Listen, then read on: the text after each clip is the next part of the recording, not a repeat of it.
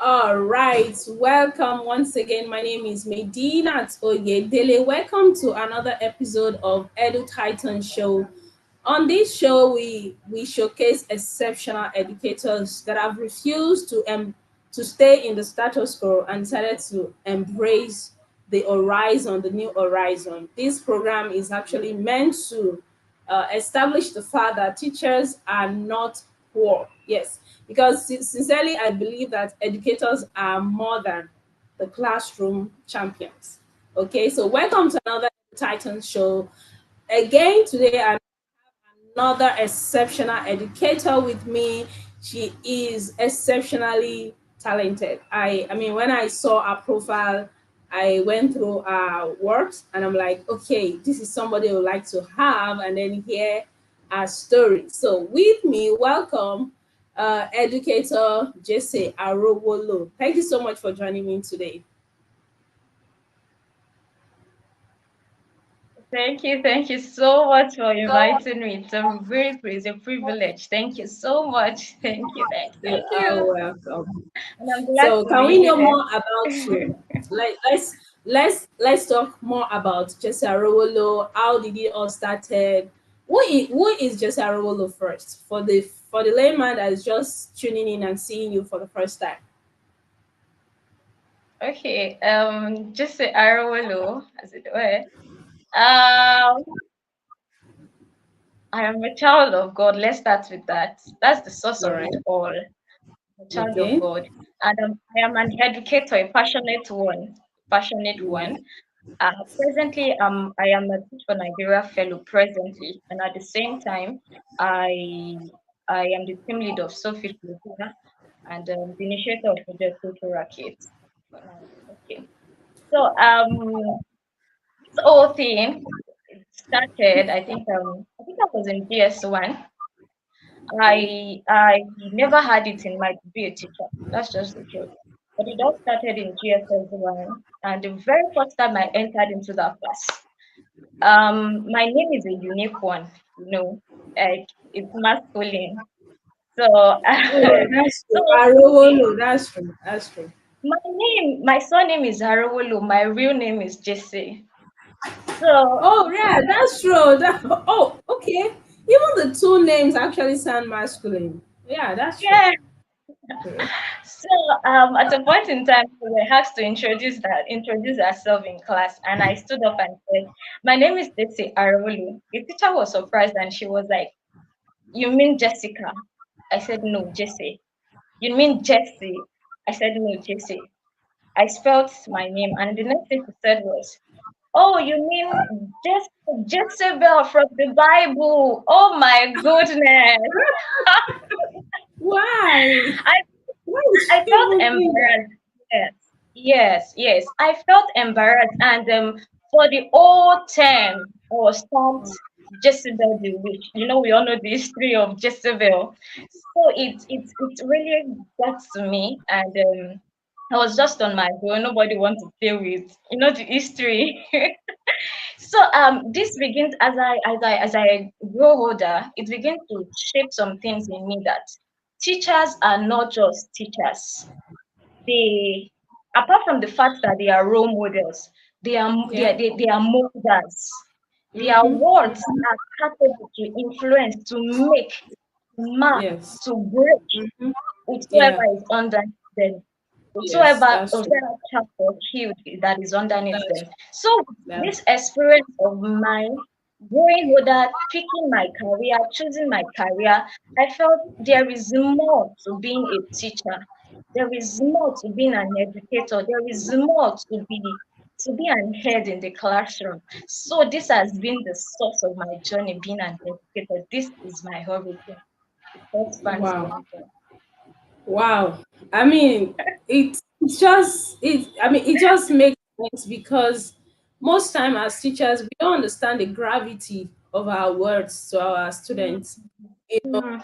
I could just as well just say that and then just say, just be if not that God helped you, you might just stay in a hole of low self-esteem like forever. I struggle with Mhm. for over 20 years, so I understand what you what you might have gone through in those moments, because I was told that my voice was tiny. And interestingly, my voice is my greatest asset right now. I practice every day to earn income. Like everything I've Hmm. been seeing people know about me today is through my voice. So it's interesting how one person's word can either make or mar. I love that comeback strategy that you adopted. Thank you so much for not giving up. And thank you for coming back to the profession, because somebody else would have just thought that, teaching, no. So No. thank you, thank you so much for coming back. So you are team leader of a Soul Fit Clothier, and that is a fashion business. How did you come about that? Okay, okay. With everything I do comes real life history. Okay. Yeah. So the thing, when I wrote WIC several times, like several times I wrote WIC, and at a point, I walked up to my dad and I told him, I don't think education is for me. I It's just for want to you. learn it. Yes, Oh I wow. said, I don't think this education It's for thing you. is for me. Let me just learn a skill, have a job, just with what I saw around me. Let me just have a job and hope. Then my dad looked at me and said, like, is it because of the failure? I said yes That you because want I to. felt I was wasting his money, and that was the truth. I felt like not once, not twice, not three times. I felt I was wasting his resources, his money, and in my head, I felt my parents have their lives well planned already. So I just feel like maybe I'm destabilizing, I'm disorganizing this plan. So when I told him all these Yeah. things, he said, he asked me this question. He said, "Am I complaining? And moreover, is it your money?" That is And he being said, wasted. yes, yes. Uh, Then he told me, if you want to learn a skill, what skill do you think you can learn? I said wow. tailoring. Because to an extent, I'm good with colors, I'm good with sketching. So I said tailoring, let me just go for that. And he said, yes, you would learn the skill and that education you would try again. Like you would try Mm. again. And I did, and I tried again. And when I was actually waiting for my results, I went back to learn that skill, and it all started from there. With the passion in me, the sketching, the ability to sketch things out and to see them come to life. Like let Mm-hmm. me use the word ginger. It gingered me like this is it. So while the result came out and the skill, I tend to do both hand in hand. But that is just the history of um this skill acquisition. And so fit here, just like the name implies, still fit, still fit clothes here. Like it has to do with making dresses, unique dresses for girls, ladies, and women. Uh, just for them. My brand is just for girls, ladies, and women. And the essence of it all is to boost their confidence. Just like you said, my history, I battled with low self-esteem. Mhm. And for the fact that personally, I know I am a talented person, but yet I still battle with all these things. So when I wear what I create, when I do what I love, this kind of boost, I don't see any other thing. This kind of boosts my confidence. And if I can do this for myself, there are other women out there that need confidence boost. There are other Yes. women out there that needs outfits that can help them balance their responsibilities. There are Wow. women out there that they can fit into their roles without thinking of this outfit doesn't suit. We do the planning for them and create all these things for them. So that is what social media is all about. Wow. I mean, one thing you're blessed to have is to have a father that is not just looking at you from the academic perspective alone. Yeah, He has your father has a broader knowledge of life, broader experience, broader perspective of life. Because sometimes parents will just say, "Eh, so after really," the conversation will just change, and before you know it, you're facing rejection from outside, you're facing condemnation from inside. And I mean, we need to say a big thank you to your daddy, representing every parent that is embracing the uniqueness of their children and helping them to forge ahead in their respective gifts. When you were talking, one thing to me that at those moments of low self-esteem, probably be thinking you're dull, you're not good enough, yet you were very talented with colors and sketching. So what comes to my mind is the fact that most time parents want their children to be doctor, lawyer. While I don't have anything against that, it's difficult when you say what do you want to be in the class. You hardly see people that want to be teachers, but Yeah. that's but it's interesting to see that your daddy did not just he didn't just give up on you at that point where you were even giving up on yourself. And the fact Yeah. that your child might not be good in this aspect doesn't mean that the child is not good in the other aspect. So I mean that's a very big milestone from your father. And I just want to ask, sewing, I try my hands on so many things, okay? I try my hands on so many things. I try my hand on sewing, on hair making, on liquid soap, on I mean, I try my hands on everything. But I can tell you that because of my personality, I am not patient enough to sit down and be patient enough to cut. Uh, So how do you balance teaching? You are in active teaching, right? You are in active teaching. So how do you balance yes. Yes. teaching and running your business? And are you teaching home economics in your school? Because I think it's only home economics teachers that usually end up with those. Yes, I have one teacher like that when I was in school. Home economics teacher. I get. Okay, okay. Truth be told, it's very, very tedious and hectic. Truth be told, Yeah. very Mm. tedious and hectic. But then, with the way it is, Yeah. uh, no, normally public school closes around 2. So Oh, I, you I, are in public yeah, school. All right. yeah. Great. So, like I said, I'm a Teach for Nigeria fellow. Okay. Oh, okay. So, Okay. this is what I do. I tend to plan my time very well. Though Yeah. Time it's management. yes, it's like a toggle of war, but then to Yeah. an extent, I can say I'm doing fine with that. Yeah. So everything I have to do is weekend. Everything I have to do weekend, I do market runs like weekend. I do all the Yeah. market runs and stuff. And for now as a Nigeria fellow, we have 2 years, like 3 years fellow. So for now, when I do the market runs on weekends, Yeah. Mondays start closing. Every outfit I'll be making for that week, every outfit, I ensure that I cut them. The one I would be outsourcing, I go ahead and do that. So Mondays I make up cuttings. Then Tuesdays, I all these are after closing. So Tuesday, I try to stay whatever one I can do.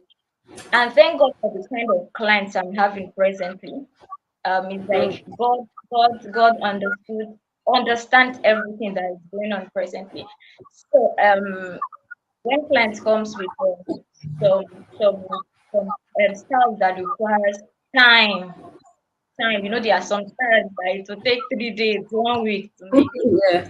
Mm-hmm. Yes, so I would have to consider what I have at hand. So if the client is coming with styles that will take 1 week, for now I don't take clothes that involve beading. I All right. don't. So when they come to me, I try to make them understand this is it, this is it. I don't take clothes that require beading. And for now, I make comfortable dresses that doesn't take me more than a day to finish or 2 days. And then there's Mm. one other thing I do. Like when a client make order, I ensure that I clearly state to them that it requires 14 days to deliver. And in most cases, I deliver before 14 days. But then This is to tell It's them, better to under yes, promise and yes, over deliver. yes. Yeah. Yes, yes. And in most cases, it's not even up to 14 days, but I make sure I tell them 14 days. So I can say for me, it's ethic, time management, um, um, clearly stating my delivery time, then ensuring that my clients understood the kind of job that I Job. manage myself and outsourcing too. I Yeah. outsource. Yes, I outsource. There are some instances, maybe there are some fabrics that require interlocking, need to weave, or some other dresses. I outsource a lot, and it all goes well. Like for now, it all goes well. Wow. Okay. So my So question that's have actually it. been focusing more on your fashion business. Okay. I would like to also ask. I mean, I like the fact that you said time management, which is one of the aspects that we struggle with as teachers because teachers will say, "What time do I have after classroom? I'm tired. I'm worked up to be running a business." And but here is it. This is the secret: time management and outsourcing. I from my personal experience, I think one of the reasons why people find it difficult to outsource is because some people don't want to share the money, you know, or the profit or something.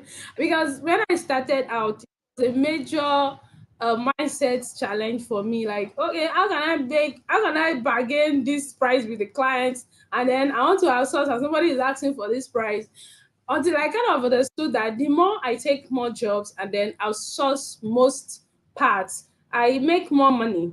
At the same time, I'm indirectly employing somebody. I'm putting And food on saving somebody. time. So Yeah, thank you. And saving time, and that has actually helped me lately to achieve a lot with less time and then more efficiency because you employ people that are very good with their job with what they're doing. You're saving your own time, you're saving your energy.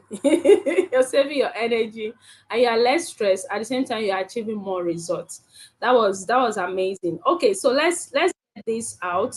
What's the most challenging part of running a fashion business and how have you overcome it? okay. One of the challenging parts is running a fashion business along with being an educator. There are times where I feel I'm wasting time, to be sincere. I'm just being honest with you. There are times I feel, can you hear me, please? Hello, did you Can get you my hear me? question? Yes, yes.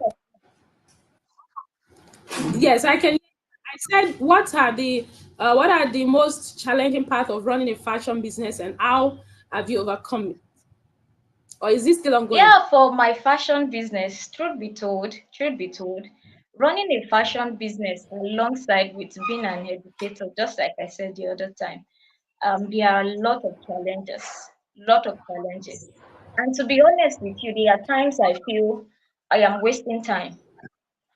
There are Mm. times I feel like these children we are caring for and help. The fashion business is something, and looking at everything I see on social media, I'll be like, ah, this person is doing this person is doing that.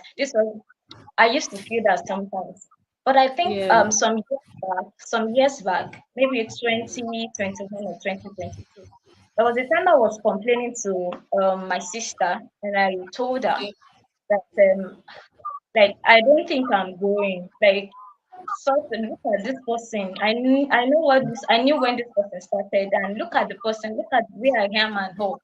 Then she said something. She said, "What the consistency means to me, what the success means to me, Yeah. what the growth means to me." She asked me this Hmm. question, and she said, "It's only when I can divine what success, what consistency, what growth means to me. That is Yeah. when I will be able to find peace within myself, and I will not think of I'm wasting time or someone is ahead of me." And truth be told, Hmm. I have learned to settle. Like I'm not settling. I'm not as if I'm settling for the less, but Yeah. I think I have gotten to the stage where I understand myself.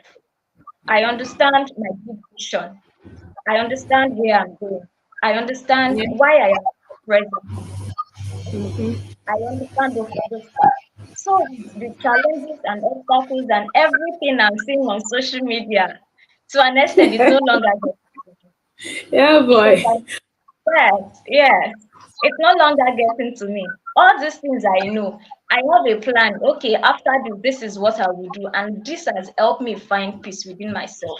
This consistency, just like I said, I don't take all jobs now. For now, I don't take all jobs. Yes, Yeah. I'm a fashion designer, fashion entrepreneur.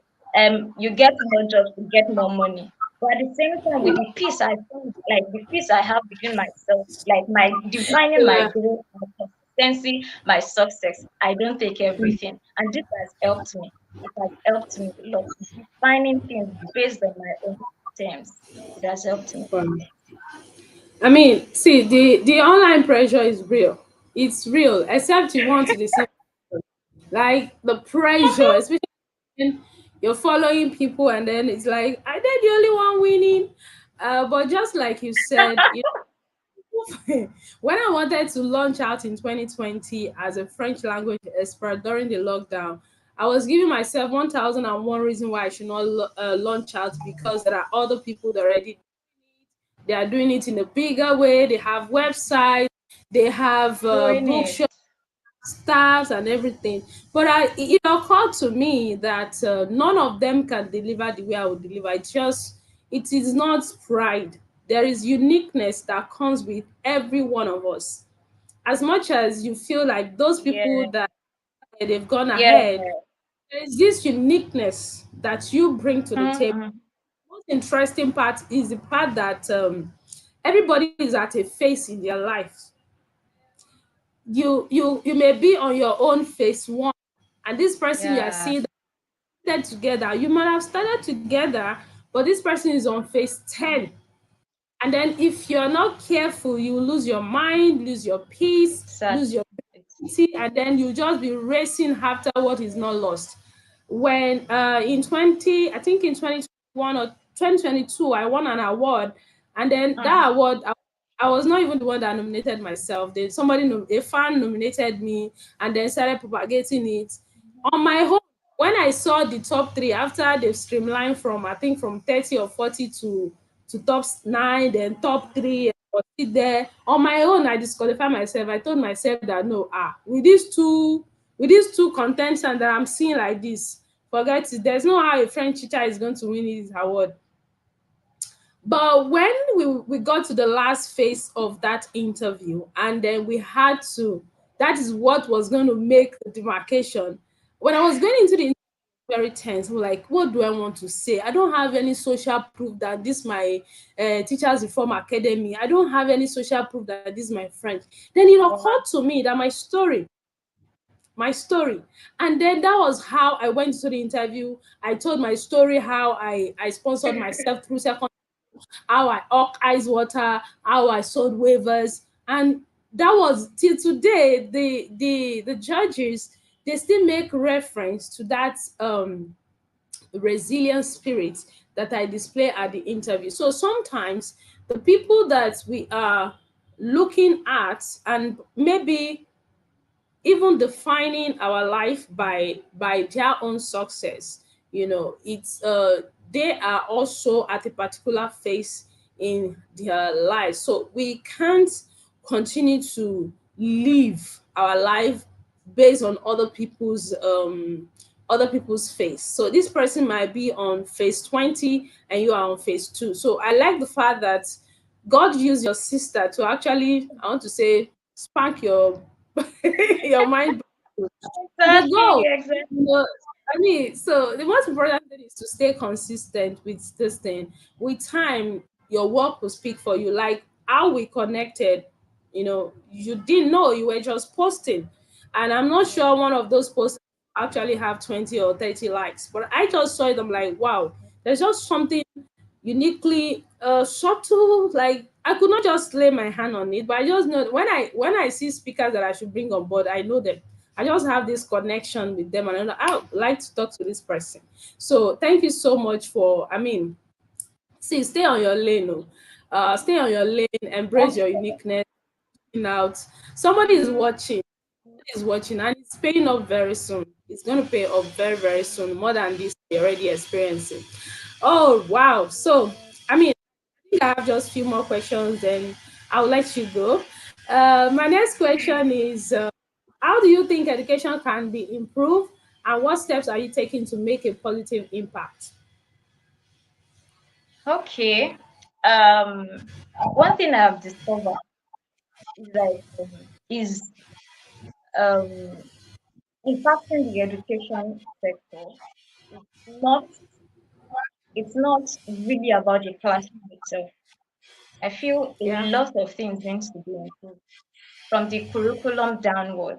It needs to be improved. And I wish education we get to the stage where we don't just limit it to the academic progress of a child. I don't know if you get what I'm saying.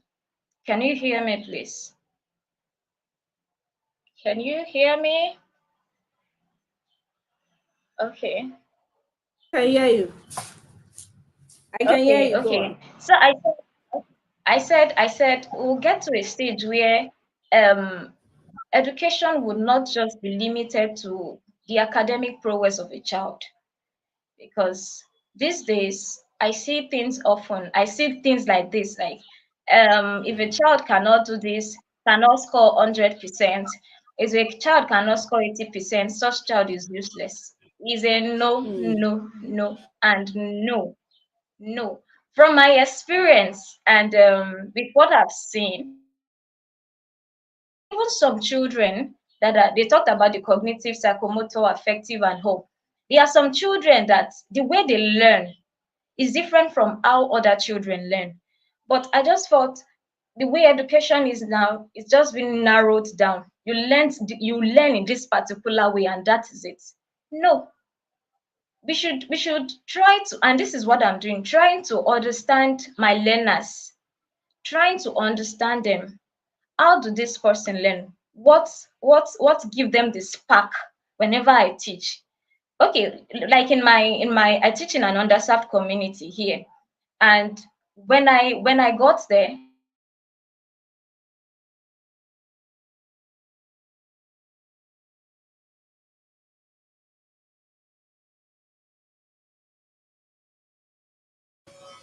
Okay, she'll be back soon. I mean, it's the conversation is is getting interesting because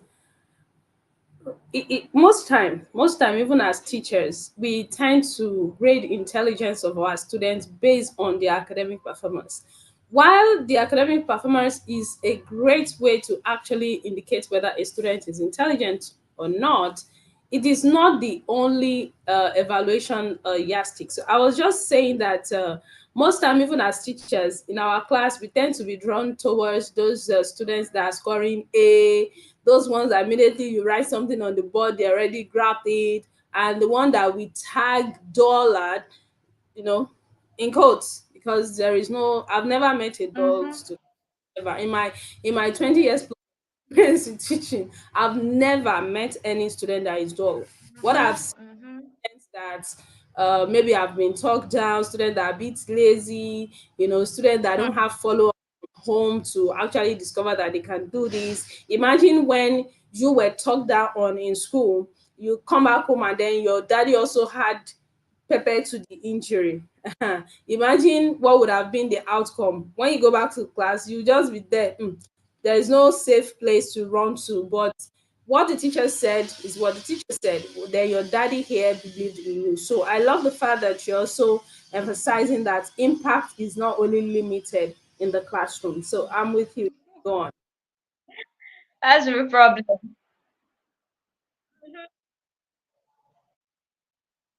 Mm, yes, yes.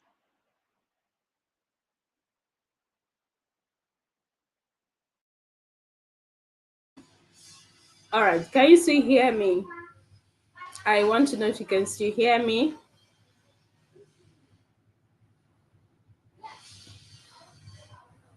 Right. Okay, so while I wait for her to come back, sincerely, academic excellence is great, but shouldn't be the only yardstick with which we measure the performance of our students. Over to you. Yes, that's right. Yes, you are right. Academic prowess shouldn't be the only yardstick. And when we tend to focus on academic prowess, indirectly we are sending a message to those children, telling them they are useless. Indirectly, like indirectly in actions, we are just telling them you are good for nothing, like good for nothing. And what good can come out of you? So I feel teachers, okay, let's say classroom teachers, should embrace the whole child in the sense that academically, if they are fine or if they are not fine, embrace them. They are intelligent. You feel, because there's no one that is not intelligent. If you feel that they are not intelligent, still embrace them. I've seen a situation whereby a child that has been tagged, uh is not intelligent, is not this, is not that. What that child needs at that moment is love. I tell you, when I like, I was intentional about him, intentional about what was going on in his house, in his home. What did you eat this morning? And at a, like, the child start opening up. Like, he is curious to catch up. Anytime I ask a question, a child that would not even raise his or her hand, like his hand in the class. But with the love, okay, if you are fine, if you are not fine, with the love I showed to that boy, even if he has nothing to say, for the fact that he is having the courage to raise up his hand, is a win-win. It's a win-win. So I'll just say, let's start from the source now. Classroom teachers should embrace the whole child, emphasis on the whole child, and not just limit it to the academic prowess alone. So thank you. I have to quote that and tag you. Classroom teachers should embrace the whole child. There was a time where there was a student in my class. Yeah. I just she just went quiet, and I was kind of curious. On a norm, as a French teacher, it was my own, just working and then teach and then. But I pick interest because I've seen her active before. I've seen her active before, and then I now see her very quiet. So I had to ask her, you know that she lost her mom over the weekend. She lost her mom Hmm. over the. She was just in class. She was just there, a shadow of herself. It was later I called her and I told her that what's the problem. And then she saw the way I approached the situation, and then she opened up to me. See, if only teachers can go beyond what we are paid to do, the impact is always massive. We don't know what these children are going through at home. Some of them are going through a lot, even if they are in a private school. Some are in private school. I've had students that, okay, go and get ready. Tomorrow is open day. My mom and dad won't come. They're Hmm. like, Hmm. why did you do your homework? Mom and dad are not at home. If I've had a situation where, why did you do your homework? Like, my Hi. mom won't give you a phone. I've had a situation where a parent wrote a query against because I gave the students homework, and then she didn't want to release her phone for the child to do her homework. And then she came all happy, like, okay, so where is my offense here? Education is both teacher, both parents, but somehow parents believe that when they release this child to the school, the teacher is responsible for everything that happens. And then I also feel like we teachers need to just take that Yes. responsibility. Yes. The student is, Yes. I'm not just teaching you French. I believe strongly that in the next 5 years, I will see you and I'll be proud that, oh, it was my student, she was my student. The impact of what we live in the lives of these children can't be overemphasized. So much for that. That will be a code that will go out. That will go out very soon. That will go out very soon. Okay, I think this is the second to the last question. Let me see. How do your students and customer inspire and influence each other? Are they related? How do your students, your customer, how do they inspire you? Did you get the question, Jesse?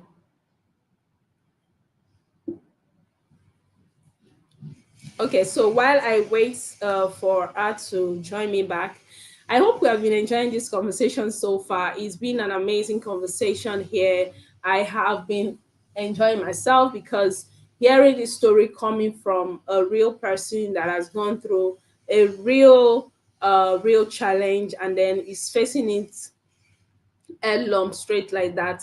I mean, this is quite inspiring. So have you ever experienced any, what do you call it, verbal bullying or verbal, I'm trying to get the right word that will explain and capture this, where a teacher or even a parent actually told you that you are not enough because of your academic performance? Let me know in the comment section while I take about. Okay, welcome back. So did you get my question earlier? Sorry for the glitch. Okay, did you get my question? Okay, sorry for the glitch. Thank you. All right, no, that's fine. Did you get my question? What was the question? How has your students and your What customer was the inspired? question? How has your students and your customers inspired you? No, no, no, no. What was the question? What was the question? How has your students and your customers inspired you on your growth Can journey? you hear me? Can you hear me? I can hear you. I can hear you. Can you hear me? I can hear you very well. Can you hear me? Okay. If you can, I'll put it in the chat. So how has Please your can student? Sorry.